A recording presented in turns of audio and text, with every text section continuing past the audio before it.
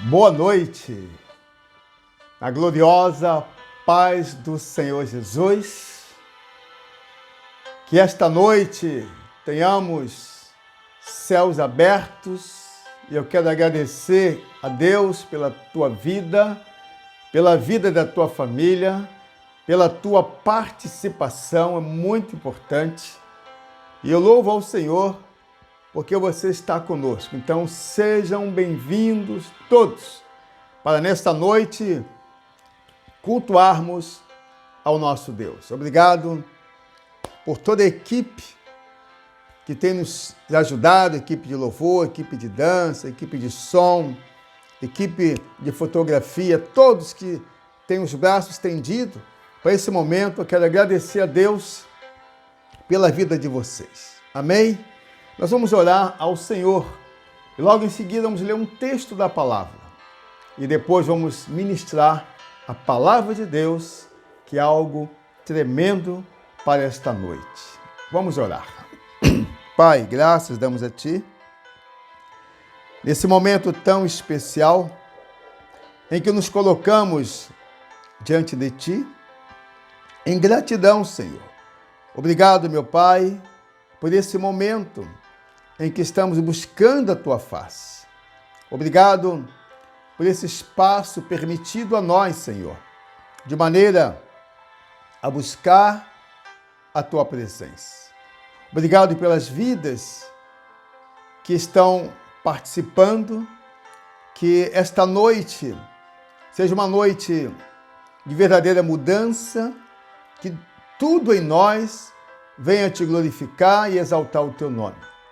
Que durante todo esse momento de adoração, de busca, Senhor, de ministração da Tua palavra, enquanto todo esse tempo de culto a Ti, Tu venha descer sobre nós as Tuas copiosas bênçãos. Assim oramos, ó Pai, e agradecemos no nome poderoso do Senhor Jesus. E nesta noite, eis-me aqui, Senhor. Usa-me para a Tua glória e para o Teu louvor, no poderoso nome do Senhor Jesus. Amém. Amém, queridos. Vamos ler o texto. Quando eu falo vamos ler o texto da palavra, há uma alegria muito grande, porque quando nós lemos a palavra, é Deus que vai falar conosco. É muito importante ouvir a palavra de Deus. No segundo livro de Samuel, se você pode, abra, por favor. Segundo livro de Samuel, capítulo 6. Vamos ler de 1 a 11. 2 Samuel 6, de 1 a 11. Olha o relato. E tornou Davi a juntar todos os escolhidos de Israel, em número de 30.000. E levantou-se Davi e partiu com todo o povo que tinha consigo de Baala de Judá, para levarem dali para cima a arca de Deus, sobre a qual se invoca o nome do Senhor dos Exércitos, que se assenta entre os querubins. E puseram a arca de Deus em um carro novo, e levaram da casa de Abinadab, que está em Geba, e Uzá e Aiô, filhos de Abinadab, guiava o carro novo. E levando-o da casa de Abinadab, que está em Geba, com a arca de Deus, Aiô ia adiante da arca. Davi e toda a casa de Israel alegravam-se perante o Senhor com toda sorte de instrumentos de madeira, de faia, com harpas, com saltérios, com tamborins, com pandeiros e com símbolos. E chegando à eira de Nacon, estendeu Uzá a mão à arca de Deus e segurou-a, porque os bois a deixavam pender. Então a ira do Senhor se acendeu contra Uzá, e Deus feriu Uzá ali por esta imprudência. E morreu ali junto à arca de Deus. E Davi se contristou, porque o Senhor abrira rotura em Uzá. E chamou aquele lugar Pérez Uzá até ao dia de hoje. E temeu Davi ao Senhor naquele dia e disse: como virá a minha arca do Senhor? E não quis Davi retirar para si a arca do Senhor para a cidade de Davi, mas Davi a fez levar à casa de Obed-edom o geteu. E ficou a arca do Senhor em casa de Obed-edom o geteu 3 meses. E abençoou o Senhor a Obed-edom e toda a sua casa. Glória a Deus pela leitura. Anote esse tema aí, querido. O perigo de imitar o mundo. Sim, anote aí. O perigo de imitar o mundo. A Bíblia, ela é o nosso manual de vida. E já que a Bíblia, a palavra de Deus, é o manual da vida do cristão, o cristão, tudo o que fizer, precisa consultar a palavra. Posso ouvir amém? Queridos, nenhum cristão deve estar atinado para os seus sentimentos, para as suas vontades, para as suas vaidades, se não estiver contido na palavra. Porque é a palavra de Deus que nos dá a direção. É a palavra de Deus que diz: faz, não faz, caminha, para. É a palavra de Deus. Então guarde isto. A Bíblia Sagrada, a palavra de Deus, ela é o manual de vida. Amém? É o manual da nossa vida. Tudo que tivermos que fazer, se nós consultarmos a palavra, tudo vai bem, tudo vai dar certo. Dê glória a Deus aí, querido. Estamos falando nessa noite sobre o perigo de imitar o mundo. Queridos, todo cristão, ele precisa se comportar como um verdadeiro cristão. E a palavra de Deus diz no livro dos Salmos que a palavra dele é lâmpada para os nossos pés e luz para o nosso caminho. Então precisamos nos ater às instruções da palavra. O verdadeiro cristão não faz nada, absolutamente nada, sem antes consultar a palavra, sem antes ser instruído pela a palavra. E esse texto é muito interessante e, além de interessante, ele é muito explicativo. O texto fala que Davi já era rei e Davi decidiu, então, levar a arca para Jerusalém. Mas deixa eu te dar um pano de fundo de todo o histórico para que você entenda o perigo de imitarmos o mundo. Os filisteus haviam guerreado contra Israel, venceram Israel. Israel perdeu a batalha e os filisteus levaram como triunfo, como troféu, o quê? A arca de Deus. Que coisa! E colocaram a arca de Deus lá dentro dos aposentos da idolatria, chamado Dagon. E eles, quando chegaram lá, eles viram que Dagon um dia estava sem os braços, outro dia Dagon estava de bruços, olha uma imagem de escultura. Estava de bruços diante da arca.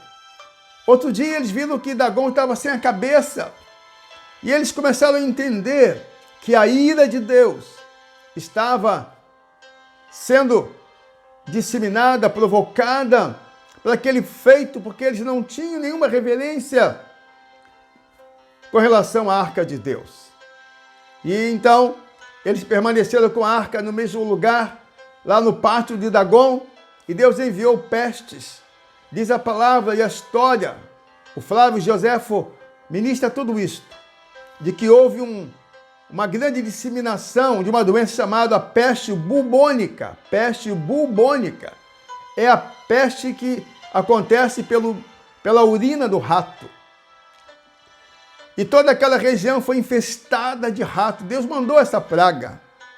E os ratos causaram muitas doenças, ínguas embaixo do braço, ínguas na virilha, desinteria. Foi uma doença só, uma praga, tal como a Covid-19. E eles não sabiam o que fazer. E eles então ficaram apavorados e disseram: vamos nos desfazer da arca. Quem sabe Deus quer que venhamos a nos desfazer da arca. Era isso que eles deveriam fazer, porque eles não tinham nenhuma ligação com Deus. Então eles oraram a Deus. Olha só, os filisteus, estou falando o histórico, os filisteus oraram a Deus, o verdadeiro Deus.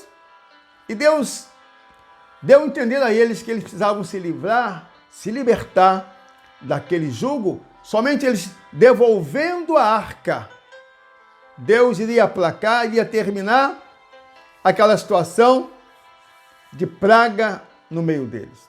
Então eles fazem um carro novo, presta atenção. Eles fazem um carro novo. Eles pegam vacas, boi, pegaram vacas. Por que vacas? Porque as vacas, elas haviam tido seus bezerrinhos, estavam amamentando e colocaram no carro.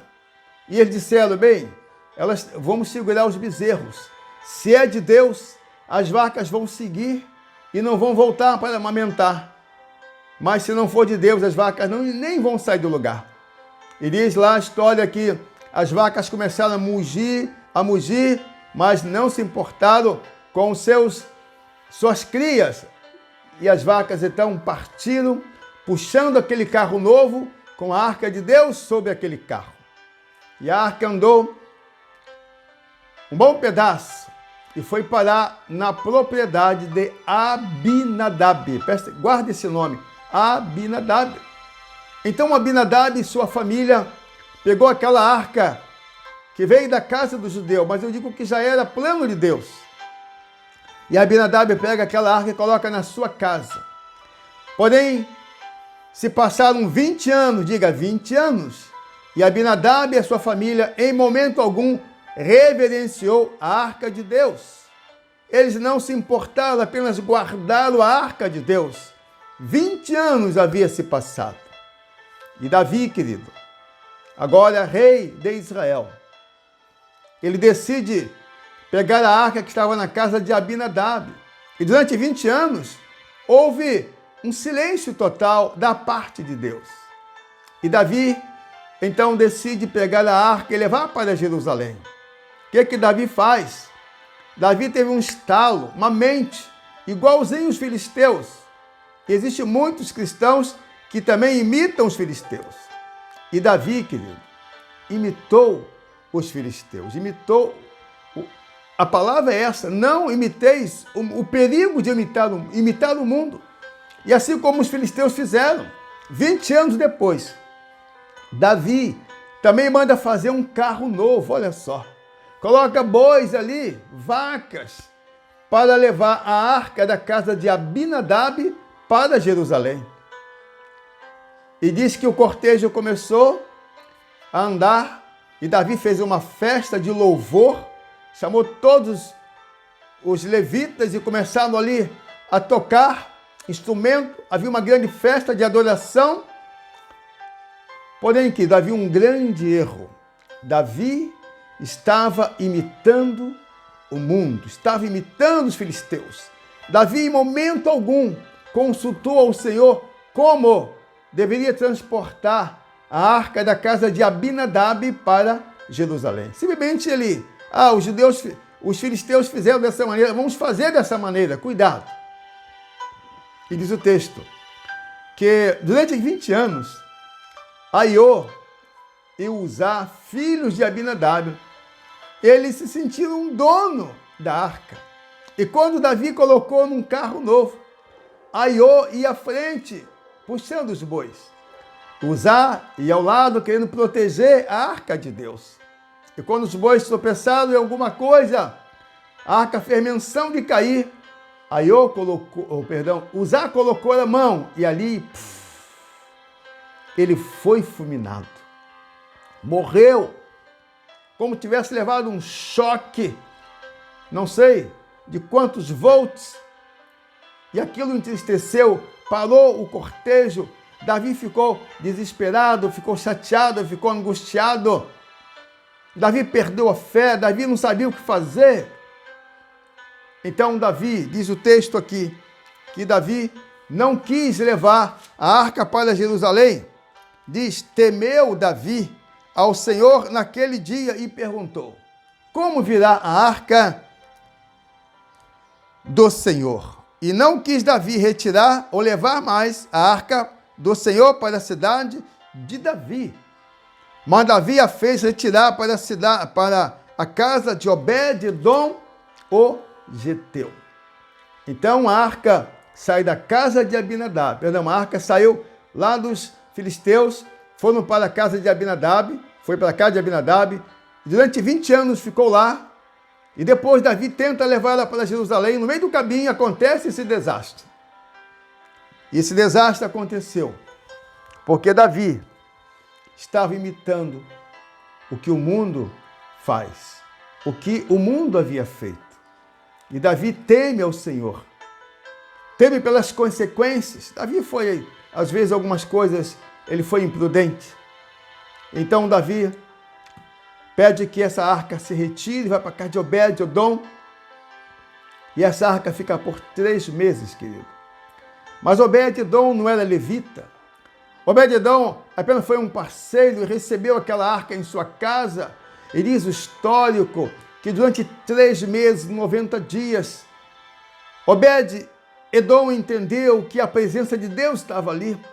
E ele se desvencilhou de tudo que o mundo lhe oferecia e prestou culto, prestou reverência. E diz a palavra que Deus fez florescer a casa de Obed-edom, abençoou Obed-edom em tudo, na sua família, em tudo. E a casa de Obed-edom foi uma coisa tremenda dos céus. Deus abençoou de uma forma tremenda.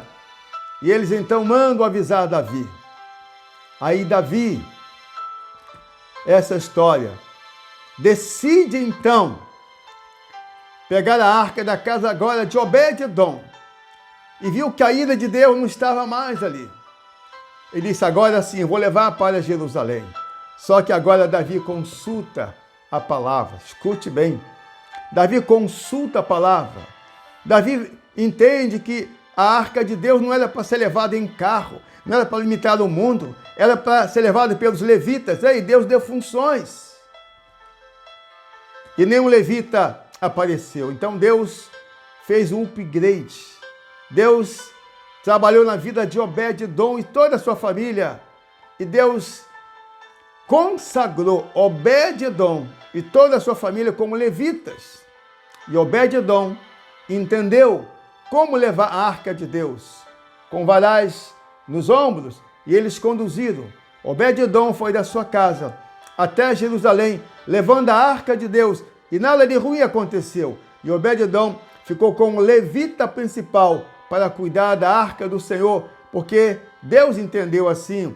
E Obed-edom e toda a sua família começou a receber as bênçãos de Deus, e foi coisa tremenda. Amém, querido? O perigo de imitarmos o mundo. Querido, estamos falando que a Bíblia é o nosso manual. A princípio, Davi não consultou a palavra para saber como levar a arca para Jerusalém e guardar as proporções. E falamos que toda a verdade é paralela, e assim como aconteceu nos dias de ontem, acontece nos dias de hoje, porque a Bíblia ela é um espelho. Ela diz aquilo que você precisa fazer, que você deve fazer, e também diz o que você não deve fazer. Você não deve imitar o mundo, porque diz a palavra, todo aquele que ama ao mundo constitui-se inimigo de Deus. Bem, deixa eu terminar essa parte aqui. O perigo de imitarmos o mundo. Então, Davi, agora como rei, e atentou para a palavra. Aí ele conseguiu êxito. E deixa eu falar para você, deixa eu pregar para você nessa noite.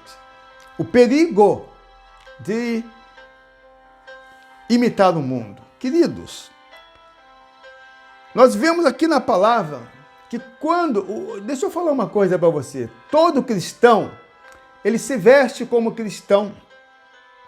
Ele fala como cristão. Ele se comporta como cristão. Ele vive debaixo da palavra de Deus. Deixa eu dar um exemplo aqui.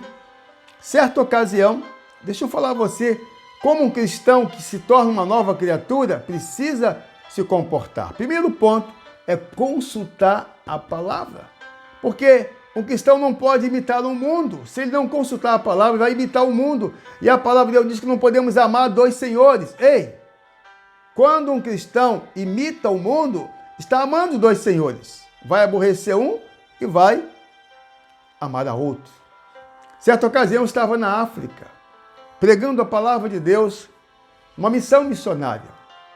E lá eu estava num país de língua inglesa, precisava ir para um outro país que era de língua francesa.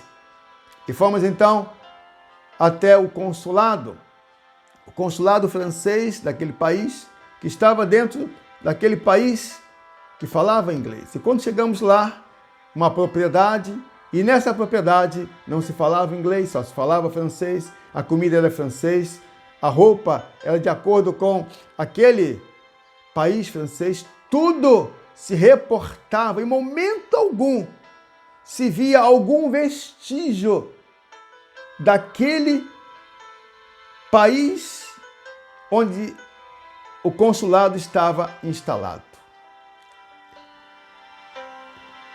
É como nós, o cristão. Nós vivemos nesse mundo, mas não temos nenhuma característica, nenhuma identificação com esse mundo. Nada dentro daquele consulado identificava que eles estavam dentro daquele país, mas identificava que eles pertenciam a um outro país, uma outra língua, um outro costume. Queridos, em momento algum, até a comida era diferente. Assim também deve ser o cristão. Não importa onde você esteja ou estiver, precisa viver de acordo com a palavra. Você não entendeu? Todo cristão vive de acordo com a palavra. E para viver de acordo com a palavra, não deve, não pode imitar o mundo, e sim consultar a palavra em todo momento. Amém? Deixa eu pregar para você. Estou falando do perigo de imitar o mundo. Queridos, a Bíblia você vai entender aqui no versículo... Deixa eu ver o versículo chave. Está aqui, ó. Versículo 7. Então a ira do Senhor se acendeu contra Uzá, e Deus o feriu ali por esta imprudência e morreu junto à arca de Deus. Quando alguém tenta imitar o mundo, queridos, atrai a ira de Deus. Eu creio que um raio veio e fulminou Uzá. E quando você tenta imitar o mundo, você atrai a ira de Deus. Ainda bem que as misericórdias do Senhor têm sido a causa de você não ter sido fulminado. Mas se você é um verdadeiro cristão, se você assumir uma parceria com Deus, se você recebeu Jesus como Senhor e Salvador da tua vida, você precisa entender uma coisa. Você é do Senhor Jesus e o Espírito Santo tem ciúmes. Então, querido, quando um cristão tenta ser semelhante ao mundo, tenta ter alguma característica mundana, tenta imitar o mundo, nós vamos ver aqui no texto que ele atrai a ira de Deus. E eu creio que você não queira atrair a ira de Deus. E diz mais, além de atrair a ira de Deus, provoca a morte. Nós vemos que Uzá, além da ira de Deus, ele morreu. E toda pessoa que tenta imitar, olha o perigo de imitar o mundo. Além de trazer sobre si a ira de Deus, traz morte. Morte física e morte espiritual. Aqui houve morte física e morte espiritual. Porque Davi depois ficou triste. Davi perdeu o contato com Deus naquele momento. Davi ficou desesperado. Então, quando alguém é muito sutil, quero que você entenda, hoje Deus está trazendo os meandros, aquelas coisas pequenininhas, aquelas coisas que você não entende, mas que faz um mal tremendo. Quando alguém tenta imitar alguma coisa, ser igual ao mundo, além de trazer a ira de Deus, está provocando morte física e espiritual. E a morte física, você já sabe o que acontece. Vai para o barro. E a morte espiritual o afasta de Deus e vai ladeira abaixo. Diga misericórdia. Queridos, outra coisa também, que quando alguém tenta imitar o mundo, é que paralisa as bênçãos de Deus. Os céus se fecham. Foi o que aconteceu. Davi ficou apavorado. Durante 90 dias, Deus deixou de falar com Davi. Durante 90 dias, Jerusalém não recebeu bênçãos. Durante 90 dias, os céus não se manifestou a favor de Jerusalém. Ei! Enquanto você estiver imitando o mundo, as bênçãos do Senhor, elas ficarão presas, retidas, paralisadas. Você pode imaginar. Agora você vai entender por que você tem orado. Porque você pode pensar, por que Deus não me abençoa mais? Por que as bênçãos de Deus se paralisaram na minha vida? Ei, tem alguma coisa mundana na tua vida. Quer ver como, quando alguém atrai a ira de Deus e provoca a morte? Lembra de Acã, que foi desobediente? Ele não consultou a palavra, ele consultou o seu coração. E diz a palavra que a ira de Deus se acendeu contra aquele homem. Morreu ele e a sua família. E além disso, querido, o perigo de imitar o mundo. Há um outro ponto que eu anotei aqui. Diz que perde a comunhão. Davi ficou sem comunhão. Eu creio que nesse tempo todo, Davi nem ousava orar, a não ser pedindo perdão ao Senhor. Não ousava pedir nada, porque Davi foi imprudente. Quantos cristãos têm sido imprudentes? Querido, quando você não consulta a palavra de Deus para realizar alguma coisa, você está e pode cair numa grande imprudência, porque nós precisamos decidir nossas vidas, realizar, ter nossas condutas, consultando a palavra de Deus, porque ela é lâmpada para os nossos pés e luz para os nossos caminhos. Consulte a palavra de Deus, dê glória a Deus. Davi perdeu a comunhão, porque tentou imitar o mundo, tentou imitar os filisteus. Não era daquela maneira que deveria consultar a arca. E quando algum cristão consulta o mundo, não é dessa maneira. Sabia que tem cristãos que consulta até horóscopo para saber como é que vai ser o seu dia? Misericórdia! Deve consultar a palavra de Deus, não o que o mundo faz. Queridos, o perigo de imitar o mundo afasta o homem de Deus. A Bíblia fala que quando alguém consulta o mundo, ele atrai pecado sobre a vida dele. E a Bíblia diz que o pecado separa o homem de Deus. Estou trabalhando nesse particular para que você não consulte, para que você não tente imitar o mundo, porque se você fizer isto, você ficará afastado de Deus. Por que afastado? Só porque eu olhei? Só porque eu desejei? Só porque eu realizei? Isso é pecado. A Bíblia fala que os amigos do mundo constitui-se inimigo de Deus. E Deus não vai querer nenhum inimigo. Lembra de Satanás? Deus arremessou, lançou por terra. Todo inimigo de Deus será desbaratado. Dê glória a Deus aí, querido. Outra coisa. Quando alguém tenta imitar o mundo, olha o perigo, os céus se fecham. Os céus se tornam de bronze. Nada acontece nem para cima nem para baixo. É como se fosse uma clausura, uma caixa totalmente fechada, asfixiante. Olha o perigo de imitar o mundo. O que mais, bispo? Traz cegueira espiritual. Cegueira. Por que cegueira espiritual? Porque diz a palavra que o mundo jaz no maligno, não é mesmo? Me ajuda aí. O mundo está no maligno. Hoje quem toma conta do mundo, sei que Deus é que é o dominador, mas hoje o mundo está por conta do maligno.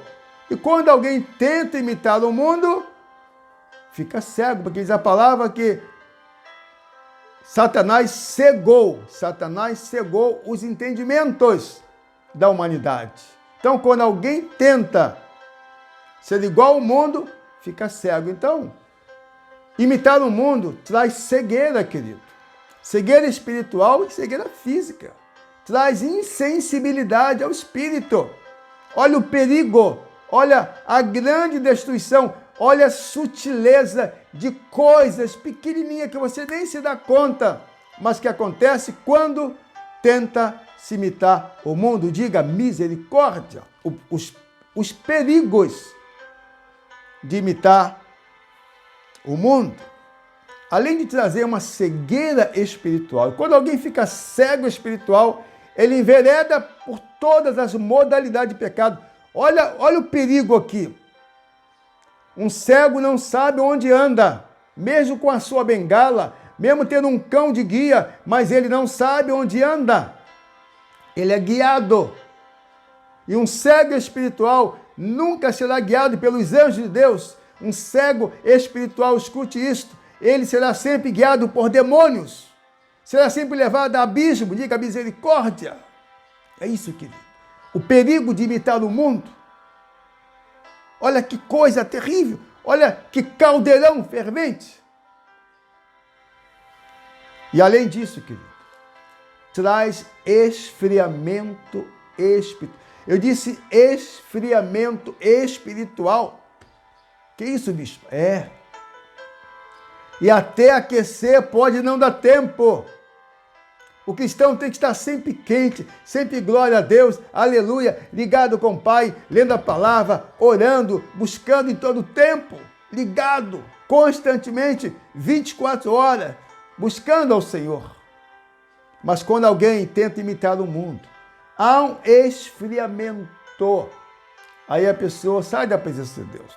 Você conhece muitas pessoas que estão frios espiritualmente, não lê mais a palavra, querido, não busca mais ao Senhor, não ora mais. Por quê? Houve um esfriamento. Por que esfriou? Porque teve contato com esse mundo, porque tentou